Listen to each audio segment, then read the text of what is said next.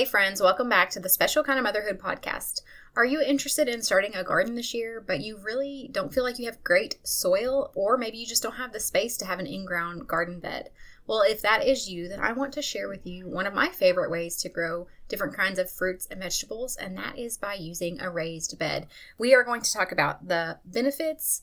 We're also going to talk about the things maybe that you should avoid whenever you're trying to start a raised bed garden. And then I'm also going to share with you what I put inside of my raised bed garden. So let's go ahead and get started. Hi friend, do you dream of having a garden but you don't know where to start? Do you want to switch to more natural products but feel overwhelmed by all the options? Do you believe that a holistic lifestyle would help your special needs kiddo but you're daunted by all the information out there? Welcome to the Special Kind of Motherhood podcast, where you will learn how to work towards your dream for homesteading, gardening, and holistic living in small, simple steps that won't overwhelm you. Hi, I'm Ashley. I'm a wife, Jesus follower, and mom to some amazing kids. As some of my kids began experiencing health struggles and developmental delays, I decided it was time to switch to a holistic lifestyle. I quickly became stressed out and burnt out, feeling like I needed to change everything at once. I finally realized that I had to start making one small change at a time, then build from there. I learned to walk this holistic journey in a way that works for me and my family, without stress or overwhelm or constantly feeling like I wasn't doing enough. If you're ready to hear from another mama who understands what it's like to have no time and who can help you make changes towards better health for your family in a way that works for your specific life, then this is the podcast for you. Pop in your earbuds, reheat your coffee for the third time, and let's do this. Hey friends, garden season is almost upon us. I am actually just about to start planting some of my cold weather crops outside. I know it's still pretty early, but I'm going to go ahead and risk it. I'm going to do things like radishes, and I'm going to plant some sweet peas, some sugar snap peas, and I'm also going to plant some broccoli, cabbage, rutabagas, all of that good cold weather crops. If you are so excited about starting your spring garden, but you're also looking for someone to share in the excitement with you, then head over to our free Facebook community and join us there. You can post all of your fun gardening pictures. You can ask us any questions you have along the journey and just share with us and have someone to cheer you along on your gardening journey. You can find us at bit.ly/motherhoodcommunity. I cannot wait to see you there. Okay, so first and foremost, I'm actually going to share with you. I've shared this before in different podcasts, but I have a variety of ways that I grow my plants. So I do have raised beds. I also have in-ground beds. I also have stacking planters, and then I just have regular pots. I also have grow bags. So I have grown in pretty much most ways. I don't think I've ever grown in like a bathtub or a swimming pool or anything like that, but I've grown in the majority of the ways that are available to grow different kinds of plants. And I love all of them for different reasons. And that is why I've really wanted to share with you the different ways that you can grow things, just to give you an idea, share my experience, share what I think are the pros and cons of all of these different ways, and what I've learned along the way. Because I do actually prefer growing certain things in different mediums, I guess you could say.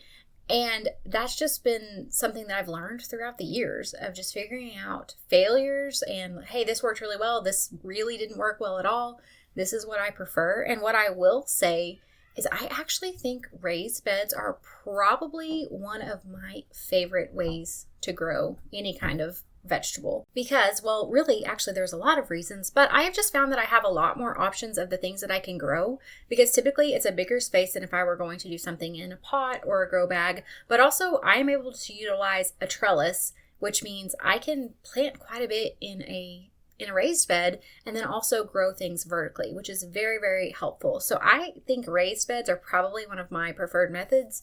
Actually, whenever we move and have more land, which is a goal of ours, I really want to increase the amount of raised beds that we have, because I just really, really like them. And I'm going to share with you now some of the benefits and why I enjoy them so much. So the first thing I would say is they're great if your soil isn't really good, if you don't have good quality soil, if it feels like you are dealing with really clay type of soil. That's something we struggle with, and that can at times be difficult, especially like if that's your top soil. It can be very difficult to plant a lot of things in a very clay-based soil. So that was why raised beds were a great option for us, especially as we were trying to get started immediately. We have done in-ground beds and worked on improving the soil in those beds, but it has taken years. We do have great soil there now, but it was not an immediate thing, which we will go over raised beds another time and kind of how we've done that. But I think if your soil is not great and you're looking to get started immediately, but you're also wanting more room to grow in, then a raised bed is a great option. It's also really good because you're not going to walk on the soil and pack it down, which can be the case if you are doing an in-ground bed. You're typically going to have different rows and stuff like that so you can walk through. But if you're like me, you have little kids that have a tendency to run through the garden and they can pack down the soil or mulch or whatever it is that you're using. And you don't really have to worry about that with a raised bed, which is really nice. The other thing I really like is that it's a great way. It's typically very well draining. So you're going to have more loose soil. You've got good quality, very well draining soil, which can be very beneficial in having good results as you are beginning to grow. One of my favorite things is that you tend to have less weed pressure, especially if you're making sure you're putting down a base layer of like cardboard or something like that, and then you're filling it up with various components, which we will go over later. You just tend to have less weeds that you have to deal with, especially comparing my raised beds to my in-ground bed. Significantly less weeds, which requires a lot less time, and I really appreciate that. And then, like I mentioned earlier, you also have the option to grow vertically, which is really, really nice, especially if you're growing in a small space. My favorite way to do that is to use T-posts and cattle panels, and then we just stake those in, put the cattle panels up, and we grow anything on that. Roots and Refuge on YouTube is where I got the idea. They have a video. You can look it up and see how she does that. That's where I got the idea. I think it's a wonderful idea. It's worked really well for us in being able to expand our garden space in the small area that we have. And then the great thing is I can grow things vertically and then grow things on the other side, still in that same raised bed. So I can plant a couple different crops there in the one raised bed because I am choosing to grow things vertically. There are other options you can do, but in my opinion, and my husband's opinion, the arched cattle panel, it's just very, very pretty. It's very aesthetically pleasing. It's nice to be able to walk under and see it completely covered in, like, we do pole beans a lot of times on it. Last year I actually did some little, I can't remember the variety, but they were these little yellow watermelons. I don't remember now. Anyways, it looks very nice, and it's a great way to utilize space. Very, very easy to do in a raised bed. The main thing is you just want to measure, make sure whatever size cattle panel you get is going to be, the width is going to work for whatever raised bed you are using. Another benefit is something I already kind of touched on a little bit, and that is the fact that you can actually plant quite a bit in a small little space. So you can grow vertically, then you can plant things in layers. So you could do green beans on the bottom that are possibly arching up, growing up onto the trellis. And then you could do peppers there above that, pole beans on the trellis. You could do even like radishes or like lettuce, like different kinds of lettuces or greens that would actually work well in the summer because it would provide a little bit of shade from like the pepper plant, or the arched trellis might provide a little bit of shade, which would actually help your greens that typically don't like heat to not go and bolt as quickly, and you're going to be able to get more of a harvest out of them. So there's just a lot of different options there, and if you're interested in that, the resource I would recommend is the Square Foot Garden. I mentioned this a couple weeks ago in my 7 favorite homesteading books. It's a great resource, especially if you are looking to maximize a small amount of space. They're going to give you a lot of good ideas of how much you can plant of different kinds of crops in basically a square foot, which is wonderful. The other thing I like is that you can build these yourself. You can buy them. You can even look up and try to find free or cheap online options. Actually, the raised garden beds that we have, we got completely free because a local tractor place to us, when they get different supplies in, especially big farm equipment, they get them shipped in these crates that are shaped like a raised bed garden. And I did check the wood to make sure it was the appropriate kind, it was safe. Well, when they're done with these crates, they have a wood pile out at their store that they just literally set it out there and anyone can come get it for free. So over like about a year's time, I just watched for those crates, and as I found one or two, my husband would go pick them up and we would fill them, and then we would add a cattle panel, and then we had a raised bed garden for completely free. So you can definitely get creative with this. You could go look on Pinterest and try to figure out, I'm sure there are different kind of plans you could find if you're wanting yourself or someone who is skilled in woodworking could build some for you. Or like I said, you could probably find some different creative ideas on Pinterest as well if you're looking for more of a cheap or free option. there are just so many different options out there. There are a lot of great ideas, and it doesn't have to be extremely expensive. Now, if you have the money, I absolutely think you should go with a better quality wood, especially if it's something where you plan to stay for a long time. Then I would go ahead and make sure you're getting quality wood that is going to last a long time. The main reason why I did not want to go and spend a bunch of money on raised beds was because we've actually been looking to move from our house for a couple of years. We just haven't had the right opportunity come up yet. So for me, I wasn't wanting to invest a bunch of money in raised beds whenever I knew we were going to have to leave them here. But I also wanted to use the raised beds. So being able to find that and just use that as a free option, we've had them for, I don't know, probably 3 years now, maybe even 4. We're probably going on 4 years now that we've had these, and they are holding up just fine. The one thing I want to say is that you do want to make sure you are avoiding pressure treated wood, especially if you're looking at like making something yourself, or you want to take pallets. I know people will do that. You want to avoid pressure treated wood. The reason why is because it actually uses chemicals to treat the wood, and you don't want those chemicals leaching into your soil. Untreated wood is going to be the best, and then heat treated wood is safe. So the wood that we have is actually heat treated. It's safe. I felt fine with it. I knew it was going to be a free option, so I double checked. You can find a stamp typically on the wood. That's how you're going to know. You're going to look for like an HT. That's going to be heat treated. And that's how I knew, okay, this is heat treated wood. It's totally fine. It's not going to leach chemicals into the soil. And we went ahead and used that. So just make sure. But again, I would avoid the pressure treated wood. Untreated wood is going to be something like cedar, which cedar is going to last much, much longer than anything else. It is naturally resistant to rot.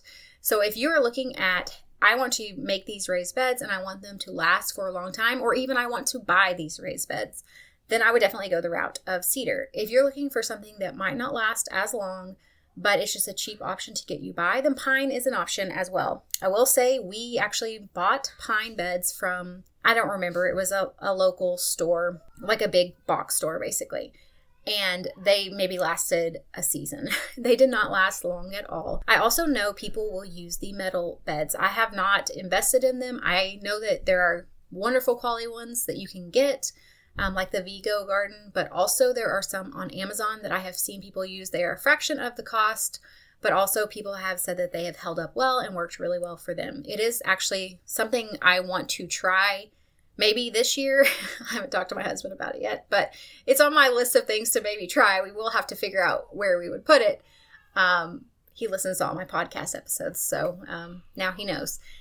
And I'm thinking I would like to try one out just to see how it does and how it holds up. And they're not super expensive. I think you can usually find them on sale for $40-ish, which for a decent sized bed is actually not that bad. Anyways, those are some options that you can try. And for me personally, I like to have my beds, as far as like the height of the bed, I want it to be around 2 feet deep. It's just, it can be even deeper than that. That's totally fine. The thing is, you're going to have to fill that with something if it is deeper. But if you're a person or you're looking for children who might have a disability and you want easy access for them, then absolutely raising that raised bed in order to make it where maybe it's wheelchair accessible, or a person who has some kind of physical limitation can easily get there and not have to bend over and harm their back or anything like that would be a great option. For me, 2 feet is pretty good because it gives me a good amount of space, but also I'm not having to waste a ton of money or resources filling it up. And again, I don't have any physical limitations, so that's not a concern for me, but that is a great option if you do, or you're wanting to have someone garden with you who does. So the thing is, you just don't want it to be too shallow, because if it's too shallow, there's not going to be enough room for the roots and for your plants to be able to grow and thrive. So things that are deeper rooting plants like potatoes or things like that are going to have a lot more difficult time whenever there's not enough space there. So for me, 2 feet is typically what I try to go with. If it's deeper, that's totally fine with me. Now, I will say I'm going to put a link in the show notes for the Vigo Garden. Like I had mentioned, they're raised beds. They actually have an article that walks you through what you should do to fill a raised garden bed. And while I will say there are a lot of different options or ideas out there, I do like what they have, and it's pretty much what I followed. So I'm going to kind of go ahead and share that, but I will post a link below. I want to give them credit for it, and I want you to be able to go look at it because it is going to be a lot more detailed than what I'm just going to very briefly go over. This is kind of like an overview, but then you can use that link whenever you're getting ready to go ahead and get started and making sure you have all of the supplies that you need and you're doing it appropriately. So what I typically did and what they recommend is I would layer first I would put down a layer of like cardboard or some kind of organic weed blocker paper or something like that. And then after that, you're going to want to put down a layer of logs. Rotting ones are better. But if you don't have those, I'll even do like small twigs and sticks and stuff from our backyard because that's what I have access to. So if I know I'm about to fill another raised bed, I will start just creating a little pile of sticks and twigs and stuff like that so that whenever it's time, I will have that to put down as a base layer. Then you're going to put, like I said, logs. Rotting logs would be ideal, but if you don't have those, do branches and sticks. And then after that, you're going to want to add things like grass clippings or leaves, or you can even put kitchen scraps there in that layer. I mean, it could be something like, let's say you had several heads of lettuce and some of it went bad. We'll throw that in there as well. Or you have, maybe you sliced a bunch of carrots and you peeled them and you have all of those peelings left over. We'll toss that in there as well. You just want that organic matter that's going to break down over time. After that, you want to add a small layer of compost, which again is going to provide nutrients to the roots as they grow down, which is going to help to nourish your plant and help it to thrive. And then you are going to want to top it off with topsoil. I personally like adding a layer of either straw or mulch on top of that, just because it tends to insulate it a little better so that I do not have to water as frequently. So that is what I do as well. That is not what they have recommended on there, but I just want to share with you what I have found to be helpful in helping me to not have to water as frequently because it kind of really traps in that moisture where the top won't dry off as frequently. So that is what I do. That is what they recommend. Like I said, I will post the link in the show notes below as well. And I would love to hear from you. Do you have a raised bed garden? And if you do, what are you planning to plant in it this year? Come share with us over in our free Facebook community. Again, you can find it at bit.ly/motherhoodcommunity. And I hope to hear from you guys. I am so excited. It has been warm at our house for the last several days, and it is just reminding me that spring is coming, and I cannot wait to get in the garden. I hope you guys have a wonderful week, and I will see you back next time. Hey Mama, I hope you enjoyed today's episode. If so, would you take 30 seconds to share this with a friend who is wanting to live more holistically without the overwhelm? Also, don't forget to head over to Apple Podcasts to leave me a review.